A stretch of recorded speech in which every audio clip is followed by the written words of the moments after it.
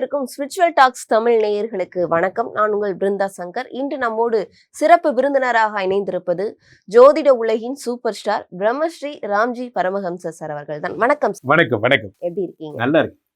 குரு பகவான் கொடுக்கக்கூடிய 3 ஜாக்பாட்கள் என்னென்ன? இந்த குரு பெயர்ச்சி வருகிறது. அதை முன்னிட்டு குரு பகவான் 3 ஜாக்பாட்டுகளை அனைவருக்கும் அள்ளித்தரப் போகிறார். யார் யாருக்கெல்லாம் குழந்தை பிறக்க போகிறது, யார் யாருக்கெல்லாம் ஃபாரின் போக போறீங்க, யார் யாரெல்லாம் வீடு கட்ட போறீங்கிறத ராசி ரீதியாக நாம் பார்த்து விடலாம்.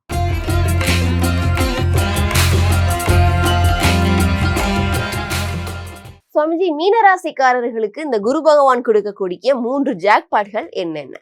மீனராசிக்காரர்களுக்காகத்தான் இந்த குரு பெயர்ச்சி வருகிறது என்று சொல்லலாம். காரணம் என்னவென்றால், இந்த உலகத்துல சந்திரன் மட்டும்தான் ஒரு ராசியை ராஜாவாக்கி அழகு பார்ப்பானாம். யாரே? சந்திரன். மீனராசிக்காரர்களுக்கு 5ஆம் இடத்திலே கடகத்திலே சந்திரன் உச்சம் பெறுகிறார். உச்சம் பெறுகின்ற சந்திர பகவான் 5ல் இருந்து என்ன பண்றார்? அப்படி 5ஆம் பார்வையா 9 பார்க்கிறார். குரு பகவானுக்கு 3 ஸ்தானங்கள் பிரதானம் இருந்தா 5, 7, 9. 5னா யோகஸ்தானம், 7னா கலத்திரஸ்தானம், 9னா பாக்கியஸ்தானம். இந்த 3 பார்வையுமே உங்களுக்கு ஒர்க் அவுட் ஆக போகுது. எப்படின்னா, யோகஸ்தானத்துக்கு குரு வந்ததால, குரு யார்? முதல்ல 1, 10 கூடியவர், அவர் யோகஸ்தானத்துக்கு வந்திருக்கார். அப்போ என்ன ஆகும்னா, இவர்கள் செய்யும் தொழிலில் டாப்பர் ஆவாங்க. நான் தான்டா இனிமேல் வந்து நின்னா தர்பாரு, அந்த மாதிரி நான் தான் வரப்போறேன். என்னைக்குமே ஒரு விஷயத்தை தீவிரமாக நம்பினா அதை நீங்கள் உள்ளுணர்வாக நம்பணும். மற்றவன் நம்புறாங்கிறது அப்புறம். நீங்கள் டான்னு நினைக்கிறத நீங்களே நம்பலைன்னா மற்றவன் நம்ப போகிறதில்ல. அப்போ இந்த துறையில், எந்த துறையில் இருந்தாலும் அந்த துறையில் பாடுபட்டு உழைச்சி நீங்கள் முன்னுக்கு வருவீங்க. 5ஆம் இடத்திலே குரு பகவான் வருகிறார். புத்திர பிராப்தி. மீனராசிக்காரங்களுக்கு குழந்தை பிறக்க போகுது. மீனராசிக்காரங்க சொத்து சேர்த்த போறீங்க, நல்லா இருக்க போறீங்க. உங்கள் பேலன்ஸ் எல்லாம் தாறுமாறாக ஏறப்போகுது. இப்போ 5ஆம் இடத்துல கூடிய குரு பகவான் 7, 9 பார்க்குறார். அப்பாவுக்கு உடம்பு சரியில்லை, சரியாயிடும். 6 தாண்டிய பணிகள் கிடைக்கும். ஷேர் மார்க்கெட்டில் இன்வால்வ் ஆக போறீங்க. லம்சம் மாதிரி பண்ணுவீங்க. சில பேர் ஷேர் இன்ட்ரோடே மாதிரி பண்ணுவீங்க. எதை பண்ணாலும் சரி, உங்களுடைய ஷேர் மார்க்கெட் குரோத் சூப்பராக இருக்கும். அடுத்ததாக குரு பகவான் என்ன பண்ணுறார்? உடம்பை பார்க்குறார். இந்த உடம்புல என்ன இருக்குது விசேஷம்? இந்த உடம்புல இருக்கிறது தான் ஜென்ம சனி. ரொம்ப சந்தோஷம் ராஜா, ஜென்ம சனி வந்துருச்சு. நம்ம சொல்லுவோம், யாரையாவது பிடிக்கலன்னா என்ன சொல்லுவோம்? இந்த ஜென்மத்துக்கு ஒன்று நான் பார்க்கக்கூடாது அப்படின்னு சொல்லுவோம். இந்த ஜென்மத்துக்குன்னா என்ன? அது ஒரு பெரிய வார்த்தை, ஜென்மம்ங்கிறது. அந்த ஜென்மத்தை குரு பார்க்கும் பொழுது ஜென்ம சனி கிளியர் ஆகிடுறாரு. ரொம்ப நல்லா இருக்க போறீங்க. மீனராசிக்காரர்கள் டாப் ஆக போறீங்க. கண்டிப்பா. மீனராசிக்காரர்கள் இந்த 7.5 சனியால படாத பாடுபட்டார்கள். அதுல இருந்து விலக்கு கிடைக்குமா அவர்களுக்கு? எந்த மாதிரியான யோகங்கள்லாம் அள்ளி கொடுக்க? காரணம் என்னன்னா, 11ஆம் இடத்து சனி பகவானும் அவர் தான். சனி கொடுத்தால் எவர் தடுப்பார்? சனி உங்களை அள்ளி கொடுக்கிறார். அந்த சனி பகவான் உங்களை படாப்படுத்துறது இந்த ஜென்ம சனி. பார்க்கும்போது கால் வலி இருக்கிறவங்க, முதுகு வலி இருக்கிறவங்க, ஜாயிண்ட் பெயின் இருக்கிறவங்களுக்குலாம் ரொம்ப நல்ல நேரம். இந்த உடம்பு நேரம் சரி, ரொம்ப சரியா. முக்கியமாக உயிர் ஆபத்துக்கு பயந்தவங்க மீனராசிக்காரங்களுக்கு இப்போ உயிர் ஆபத்து வந்திருக்கும். இந்த கடந்த 2024க்கு அப்புறம் அந்த உயிர் ஆபத்தெல்லாம் சரியாகும். உயிர்க்குள்ளி நோய்கள் இருந்தால் அதெல்லாம் சரியாகும். குரு பகவான் வர்ற வரைக்கும் தான் கேம் எல்லாம். குரு பகவான் வந்ததுக்கப்புறம் ஆட்டம் வேற மாதிரி இருக்கும். இவர்கள் கடல் கடந்த ஒரு தொழில் செய்யறதற்கு வாய்ப்பு இருக்கா? 200% இவர்களுக்கு வாய்ப்பு இருக்குது. காரணம் என்னவென்றால், 9ஆம் இடம் என்பது 6 தாண்டிய பயணம். சில பேருக்கு தான் அது 6 தாண்டிய பயணம், பல பேருக்கு அது கடல் தாண்டிய பயணமாகவும் அமைந்திருக்கிறது. வெளிநாட்டு வசதிகள், வெளிநாட்டு வாய்ப்புகள், இதெல்லாம் ரொம்ப சாதாரணமாக நடக்கும். நல்லா இருக்கு பாருங்க. திருமணம் ஆகாதவர்களுக்கு திருமண யோகம் இருக்கா? திருமணம் ஆகாதவர்களுக்கு நிச்சயம் திருமணம் நடக்கும். காரணம், ராசியில் ஏற்கனவே இருக்கிற சனி பகவான் 3, 7, 10 பார்க்கிறார். அதனால தான் சொல்கிறேன், 10ஆம் இடத்தோடு சனி பகவான் தொடர்பு கொள்கிறார். பிரபல யோகத்தை தருகிறார். அடுத்து இந்த சனி பகவான் என்ன பண்ணுறார்? குரு பகவான் பார்வை பெற்றதாலே 3ஆம் பார்வையும் அவருக்கு சிறப்பாகி விடுகிறது. தைரியம் வந்து விடுகிறது. 7ஆம் பார்வை, 7ஆம் இடமாகப்பட்ட விவாகஸ்தானத்தை குரு பார்ப்பதால் விவாகம் நடந்துற போது, 10ஐ குரு பார்ப்பதால் வெகுஜன பிரபலம் ஆக போகிறார். அதே மாதிரி திருமணமாகி ரொம்ப நாள் ஆகுது, எனக்கு புத்திர பாக்கியம் இல்லை அப்படின்னு சொல்லக்கூடியவர்களுக்கு பாயிண்ட். ஏனென்றால் 5ஆம் இடத்திலே குரு பகவான் உச்சம் பெறும்போது புத்திர பிராப்தி தான் ஃபர்ஸ்ட் பாயிண்ட். இப்போ மீனராசிக்காரங்க ஒரு விஷயம் இருந்தா, சந்திரன் சம்பந்தப்பட்ட தொழில்கள் செய்யலாம். அதாவது ரெஸ்டாரண்ட்டு, உணவு, அப்புறம் இந்த தண்ணீர், கூல்ட்ரிங்க்ஸ் சம்பந்தப்பட்ட விஷயங்கள் செய்யலாம். கடல் வாழ் உயிரினங்கள், பொருட்கள். அதே நேரத்தில் இவர்கள் மீனராசிக்காரர்கள் ஷேர் மார்க்கெட்டில் இன்வால்வ் ஆகி பணத்தை சேர்த்தலாம். அதே நேரத்தில் இவர்கள் லேண்டாக வீடாக வாங்கி விற்கிறது, ரீசேல் பண்ணுறது, அதெல்லாம் பண்ணலாம். மீனராசிக்காரர்கள் உடம்பையே குரு பார்க்கும்போது உடம்புல இருக்க ட்ரீட்மெண்ட்ஸ் இந்த வருஷம் எடுத்துக்கலாம். கண்டிப்பா மீனராசிக்காரர்களுக்கு இந்த குரு காலகட்டங்கள்ல 100க்கு எவ்வளவு விருச்சிகத்துக்கு சொன்ன அதேதான். குரு ஏன்னா மீனத்தை குரு பார்க்கிறார், உங்களை உடம்பை பார்க்கிறார். 100க்கு 200 மார்க். சுவாமிஜி 12 வருடங்களுக்கு ஒரு முறை வரக்கூடிய குரு பயிற்சி அப்படின்னு சொல்றாங்க. இது மிகப்பெரிய யோகங்கள் அதிர்ஷ்டங்கள் எல்லாம் வாரி கொடுக்க போகுதுன்னு சொல்றாங்களே, இது பத்தி சொல்லுங்க. 12 வருடங்களுக்கு ஒரு முறைதான் இந்த குரு வருகிறார் என்பது உலக அறிந்த விஷயம். காரணம் என்னவென்றால் குருவுடைய ஜென்ரலா 1 இயருக்கு ஒரு தடவை போற ஆள் அவரு. அதனால 12 வருஷத்துக்கு ஒரு தடவை தான் அவர் வருவார் 9ஆம் இடத்துக்கு. பெரிய விசேஷம்லாம் ஒன்றும் கிடையாது. ஆனா இதுல என்ன விசேஷம்னா, கடகத்துல அவர் உச்சம் பெறுவாருங்கிறது ஜோதிட நியதி. இதுல இவர் உச்சம் பெறும் போது 2-3 யோகம் அவருக்குன்னே நடக்குது. அது என்ன நடக்குது என்றால், இந்த குரு இங்க இருக்கும்போது சனி மீனத்தில் இருப்பாருங்கிறதுக்கான தியரி 25 வருஷம் கழிச்சு தான் வரும். ஏன்னா சனிக்கு 2.5 வருஷம் அலைவு நேரம். அப்போ மீனத்தில் சனி இருக்கும் பொழுது அதை குரு பார்க்கும்போது இந்த வருடம் சனி பெயர்ச்சி நாட் ஒன்லி 7 சனி விழுந்தா, அதாவது கும்பத்துக்கோ மீனத்துக்கோ மேஷத்துக்கோ 7 சனி போயிட்டு இருக்குல்ல, விடுதலை. அதுக்கப்புறம் வாங்க அப்படி வாங்க, சிம்ம ராசிக்காரர்களுக்கு அஷ்டம சனி, உங்களுக்கும் விடுதலை. அப்படி தனுசு ராசிக்காரர்களுக்கு அர்த்தாஷ்டம சனி, உங்களுக்கும் விடுதலை. கன்னி ராசிக்காரர்களுக்கு கண்டக சனி, உனக்கும் விடுதலை. ஆல் விடுதலை. காரணம் என்னவென்றால் சனி இந்த ஒரு வருஷத்துக்கு குரு பார்த்து கொண்டிருக்கும் போது ஒன்றும் பண்ண முடியாது என்பது வேத சாஸ்திரம். இதுதான் பேசிக்ஸ். அப்போ இந்த அமைப்பு கிடைத்தது ஒரு பெரிய வாரம். அவ்வகையிலே குரு பகவான் காலபுருஷனுக்கு 8ஆம் இடமாகப்பட்ட விருச்சிகத்தை பார்க்கிறார்.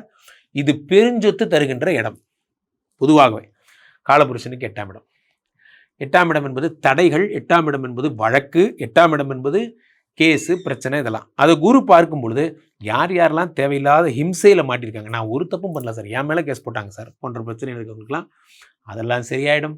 அடுத்து குரு பகவான் காலபுருஷனுக்கு 10ஆம் இடமாகப்பட்ட மகரத்தை பார்ப்பதால் எல்லாருமே ஒரு தொழிலில் நல்லா வரணும், தொழிலில் டெவலப் ஆகணும் என்பதை ஒரு தீர்மானமாக எடுத்து ஸ்டார்ட் அப் பிஸ்னஸ் பண்ணுறது, பிஸ்னஸில் பெரிய ஆளாகணும்னு நினைக்கிறது போன்றவைகள்லாம் நடக்கும். அடுத்ததாக காலபுருஷனுக்கு 12ஆம் இடமாகப்பட்ட மீனத்தை குரு பார்க்கும் பொழுது இந்த வருடமே ஒரு ஃபேமிலி வருடம்.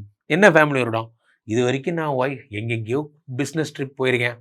நான் போகாத ஊர் கிடையாது, ஆனால் போகாத கண்ட்ரி கிடையாது. என் ஒய்ஃபை கூட்டிகிட்டு போனதுன்னா விரல் விட்டு எண்ணிடலாம், அவ்வளோதான். எங்கே போனாலும் தனியாக தான் போவேன். இந்த ஒரு வருடம் ஒய்ஃப் இல்லாமல் நீங்கள் போகிற ஒரு ஊர் கூட இருக்காது. எல்லா ஊருக்கும் உங்கள் ஒய்ஃபை கூட்டிகிட்டு போவீங்க. உங்களுடைய காதல் ஒரு 25 வருஷம் பேக் போகும். ஒரு காலத்தில் நாங்கள் லவ் பண்ணும் போது அப்படிங்கிறதெல்லாம், அது என்ன வயசாக இருந்தாலும் சரி, உங்கள் மனைவி எப்பயுமே உங்கள் காதலி தான். அதனால் 12ஆம் இடத்தை குரு பார்க்கும் பொழுது இல்லற வாழ்க்கையில் சுகம், சந்தோஷம், மகிழ்ச்சி, குடும்பமாக இருக்கிறது. வாழ்க்கையில் நண்பர்களே, குடும்பமாக இருப்பது ஒரு பெரிய வரம். நான் பெரிய டானு, என் ஒய்ஃப் கூட உட்காந்து 5 நிமிஷம் பேச நேரம் இல்லை, சேர்ந்து சாப்பிட்றேன், அப்புறம் என்ன வாழ்க்கை? அது வாழ்க்கையினுடைய அழகே குடும்பமாக இருக்கிறது தான். அது நிறைய பேருக்கு காலம் கடந்தப்புறம் உணர்றாங்க. இந்த வருடம் குரு பயிற்சியில் நீங்கள் எல்லாருமே சந்தோஷமாக இருக்க போகிறீங்க. மற்றபடி all tsunami boys are telling உலகம் அழி போகுது, பூமி பூயமாதா, அதெல்லாம் ஒன்றும் இருக்காது. இல்லை, நல்லா இருப்பீங்க. காரணம் என்னென்னா குரு பகவான் உங்களுடைய முக்கியமான ஸ்தானங்கள் எல்லாம் பார்க்கும்போது தொழில் அபிவிருத்தி ஆகுது, லேண்டு வாங்க போகிறீங்க, நல்ல நல்ல விஷயங்கள்.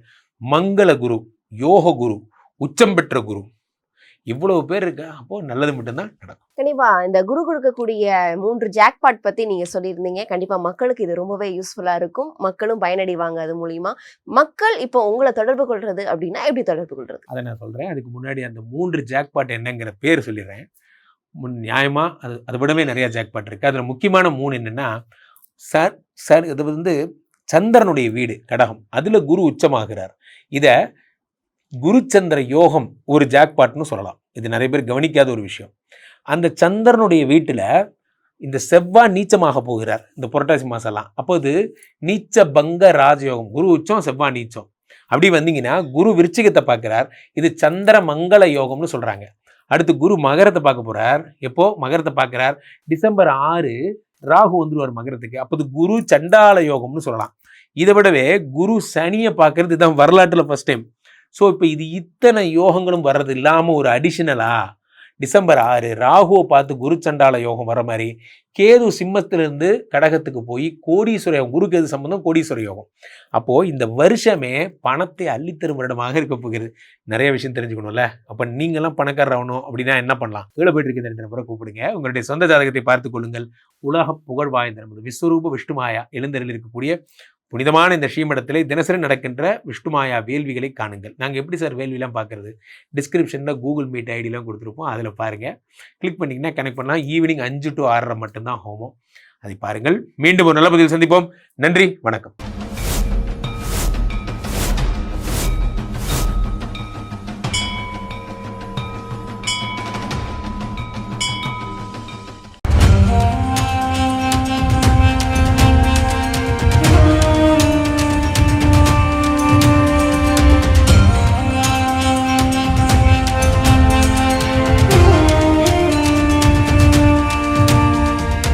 எல்லா ஊர்லேயும் சாமியை வந்து அடித்து துரத்தி அனுப்புகிறாங்க. அதன் பிறகு பார்த்தீங்கன்னா இந்த பூண்டிக்கு வராரு. இங்கே இருக்கவங்க பக்கத்தில் இருக்கவங்க எல்லாம் சேர்ந்து சாமியை வந்து திருவண்ணாமலைக்கு போகிற வழி மல்லவாடி காட்டில் எடுத்து போய் வெட்டி போட்டு வந்துடுறாங்க. எப்படின்னா தலை தனியாக, கை தனியாக, கால் தனியாக, பீஸ் பீஸாக வெட்டி போட்டு வராங்க.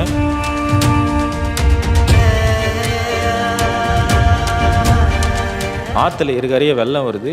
ஒரு அடிக்கு ஒரு அடி 360 டிகிரி தண்ணி ஃபுல்லாக விலகி போகுது. தவத்திலேருந்து எந்திரிச்சிக்கல, தண்ணிக்கு மேலே ஜடமாக இருக்குது, பிடிச்சிருந்தா வரல. தோண்டி பார்க்குறாங்க சாமியை. சாமி பார்த்தா உயிரோடு இருக்கிறார். பூண்டி மகான் பார்த்தீங்கன்னா மேற்கு ஒரு திண்ணையும் கிழக்கு ஒரு திண்ணையும் இருந்தது. இந்த கிழக்கு திண்ணையில் அந்த திண்ணையில் உட்கார சொல்ல தான் 19 வருட காலங்களாக பூமியில் கால் படலை.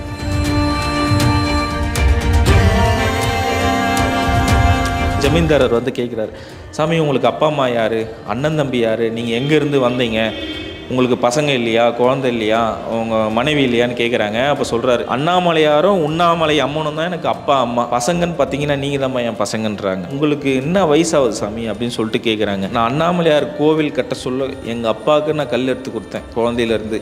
இன்றைக்கி ப்ரெசன்ட் டேட்டுன்னா அதுதான் என் வயசு, நீ அன்றைக்கி நீங்கள் கூட்டி சொல்லுப்பான்றாங்க.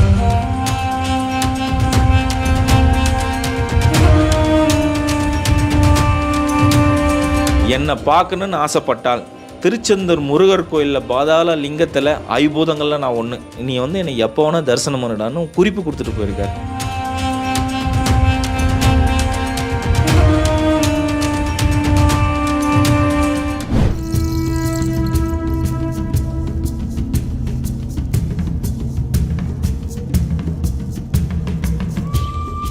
புலிகள் கூட ஒரு மகான் விளையாடி இருக்காரு. இவர் தவம் இருக்கும்போது இந்த வரி புலிகள் இவரை பாதுகாத்திருக்கு. திருவண்ணாமலைக்கு வந்த மகான்கள் வரிசையில இவரு முன்னோடின்னு சொல்றாங்க. ஈசான்ய ஞான தேசிகர் ஐயா, இவருடைய வாழ்க்கை வரலாறு தான் நம்மளுடைய தேடல் பயணத்துல பார்க்க போறோம். வெல்கம் டு தேடல். நான் உங்கள் வினோ.